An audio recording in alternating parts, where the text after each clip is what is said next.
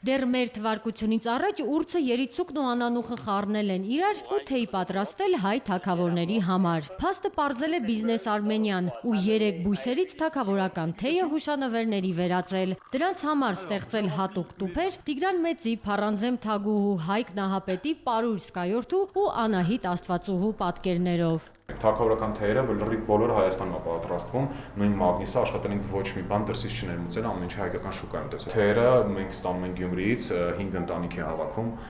Մեր երկրի տուրիստները հենց թագավորական բաժակով էլ կարող են այդ նույն թեյին ըմպել։ Ստեղծել է նաև նույն թեմայով էջանիշներ, բացիկներ, գլխարկներ, շապիկներ, նոթատետրեր, արծաթե թևնոցներ ու մագնիսներ, որ Հայաստանից մեկնելուց հետո դեռ երկար հիշեն առաջին քրիստոնյա երկիրը։ Հայկ Նահապետն է, չէ՞ մեր մոտ։ Մենք մտածել ենք, որ նույն ինքը աջ ձեռքով խմելուց, տոկոսային ավելի շատ է, չէ՞, աջ ձեռքով են խմում, ինքը նույն եռալեզուն ինֆորմացիան ունի, մենք տանք հնարավորություն մարդը սուրճ վայելելուց ինքը միանգամից ինֆորմացվի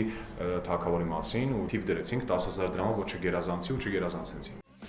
Հուշանվերների վրա աշխատել է հոգեբանների, նկարիչների, 3D մոդելավորողների ու պատմաբանների մեծ բանակ։ Արժեքը սկսվում է 200 դրամից ու վաճառվում առայժմ միայն երևանյան թանգարաններում։ Նախագծի հեղինակները չեն մոռացել նաև քաղցրասերների մասին։ Առաջին օրից մինչև հիմա ամենապահանջված հուշանվերը թագավորական շոկոլադներն են։